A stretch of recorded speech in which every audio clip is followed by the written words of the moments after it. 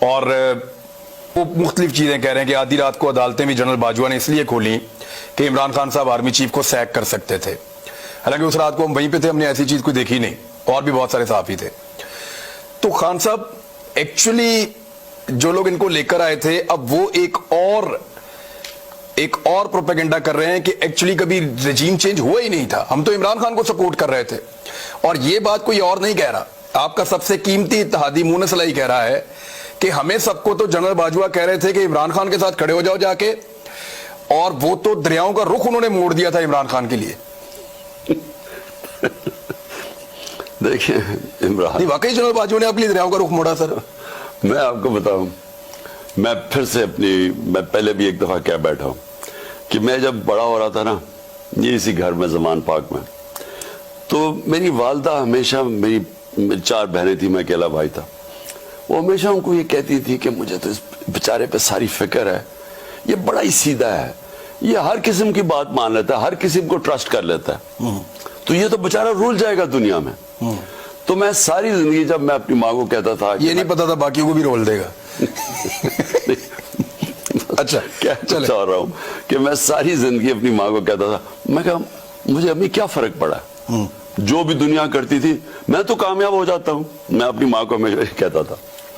میں نے کبھی فیل نہیں کیا کہ یہ ایک کمزوری ہے کہ لوگوں کو ٹرسٹ کرو. میں لوگوں کو ٹرسٹ کرتا ہوں, اگر لوگ مجھے کوئی بات کہتے ہیں میں سمجھتا ہوں یہ ٹھیک کہہ رہا ہوگا, کیونکہ میں کیوں اس کے اوپر شک کروں.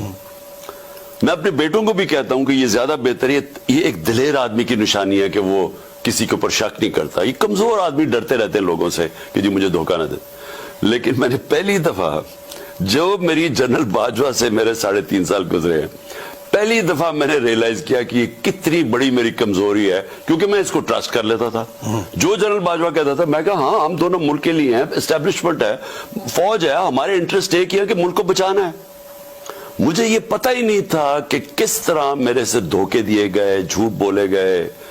یعنی ہم آخری دنوں میں بھی جب ہمیں پتا تھا کہ یہ سازش چل رہی ہے, مجھے آئی بی کی رپورٹ آ رہی تھی کہ گیم چل رہی ہے.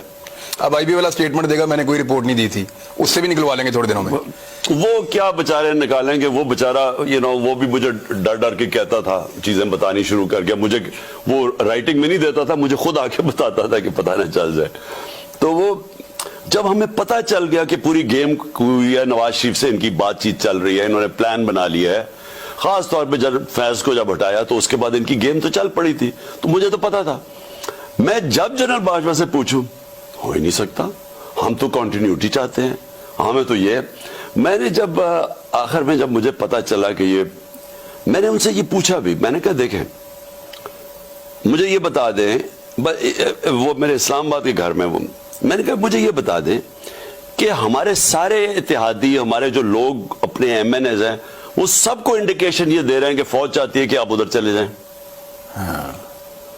تو میں نے, اور وہ ہمیں کہہ رہے ہیں کہ, اور آپ ہمیں کہہ رہے ہیں کہ نہیں ہم نیوٹرل ہیں, وہ ہمیں کہہ رہے ہیں کہ ادھر چلے جائیں. ایم کیو ایم کے لوگوں نے ہمیں چوبے دبی لفظوں میں ساروں نے کہا, وہ بیت تو کنٹرول میں ہی ان کے تھی, وہ شزان بگتی تو ان کے بغیر ہلتا ہی نہیں تھا. تو ہمیں تو پتا, تو ہم حیران کہ یہ مجھے کہہ رہے ہیں کہ کچھ نہیں ہے, ادھر سے اور سگنل مل رہے ہیں. میں نے ان کو کہا کہ یہ سمجھ جائیں کہ اگر آپ نے اس وقت گورنمنٹ کو ہٹا دیا اور پولیٹیکل انسٹیبلٹی آ گئی, تو میں آپ کو بتا رہا ہوں کہ کوئی نہیں سنبھال سکے گا آپ کی اکانومی کو, اور خاص طور پہ یہ چور تو نہیں سنبھال سکے گا. شوکت ترین کو میں نے بھیجا, انہوں نے اس کو بتایا کہ یہ جناب حالات ہیں, آپ نے اس وقت اگر یہ کر دیا. 2 گھنٹے وہ بیٹھا رہا ان کے ساتھ, ایک سمجھایا اس نے سٹیپ بائی سٹیپ.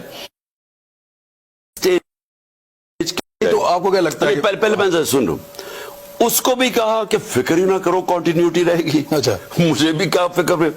میں نے ان کو پھر ایک دن کہا, میں نے کہا دیکھیں مجھے یہ پتا ہے کہ اب ہمیں سارا واضح ہو گیا کہ آپ نیوٹرل نہیں ہیں, آپ ان کی طرف کہہ رہے ہیں کہ ادھر چلے جائیں. تو میں نے ان کو کہا مجھے کلیئر کر دیں. میں نے کہا میرے سے یہ اب نہ کریں کہ یہ ہم آپ کے ساتھ بھی ہیں, اور میں نے کہا کلیئر کر دیں آپ ادھر ہیں یا ادھر ہیں. اگر آپ نہیں ہیں تو پھر میں اور بڑی اسٹریٹجی ہے, اگر ہیں تو اور اسٹریٹجی. تو انہوں نے کہا وہ کون سی اسٹریٹجی. میں نے کہا میں اپنے لوگوں کے پاس جاؤں گا. میں نے ان کو کہا کہ میں ایک जमहूरियत में मानने वाला चाहते थे कि वो आपके साथ आए, यानी उनका तो काम ही कोई नहीं है, पॉलिटिक्स में होना ही नहीं चाहिए। मैं ये कह रहा हूं साथ नहीं आए कि ये आप जो उनको सारों को कह रहे हैं कि उधर चले जाएं। अच्छा ठीक है, हमारा ये जो रजीम चेंज, आप ये कह रहे थे खुल के आ जाएं। मैं कब मुझे बता दें कि अगर आपने फैसला कर ही लिया है तो फिर जो मैंने सारी जिंदगी किया, मैं तो अवाम के कंधों पे हूं। मुझे तो किसी मिलिट्री नर्सरी में नहीं किसी ने पाला था ना। भुट्टो को हमें पता है किधर था, वो डैडी कहता था अयूब खान को। मुझे इसका पता है कि ये नवाज शरीफ को तो जनरल जलानी ने पाला था। मैं तो 22 साल अपनी मेहनत करके आऊं, नीचे से पब्लिक को ले गया, तो मैं कहा मैं वापस पब्लिक में चला जाऊंगा। मैंने इनको ये कहा फिक्र ही ना करो, हम तो कंटिन्यूटी चाहते हैं, हम तो आपके साथ हैं। तो जनरल बाजवा ने मीडिया को भी कहा कि मैं सबको गोलियां देता था, और बाद में पता चला कि मैं अकेला नहीं था जिसको लाल बत्ती के पीछे लगाए हुए थे, और भी बड़े लगाए हुए थे, और खास तौर पे उनके अपने कॉलीग्स को भी। बहरहाल इश्यू मैं सिर्फ ये कह रहा हूं कि देखें जो हुआ ये सारा इसके पीछे हमें पता है हैंडलर्स थे, और जब ये हो गया और जब पता चल गया कि पब्लिक आके हमारे साथ खड़ी हो गई, 10 अप्रैल एक पाकिस्तान में एक ऐसा वक्त था जिसमें कभी ऐसा हुआ नहीं पाकिस्तान कि पब्लिक आके खड़ी हो गई, एक वो पार्टी जिसको गवर्नमेंट से निकाला है। तो जब आपको नजर आ गया कि पब्लिक आके इधर खड़ी हो गई है, और ये भी नजर आ गया कि लोग इन चोरों को नहीं मानेंगे, बल्कि हमारे साथ लोग इसलिए आए, वो इन चोरों की शक्लें देख के, वो 3 स्टूडेंट्स की जब शक्लें देखी वो लोग इधर आ गए। अब जब लोग इधर आ गए, इन्होंने जो उसके बाद किया, मैंने सबसे बड़ा जुल्म किया, जो इन्होंने 7 महीने हमारे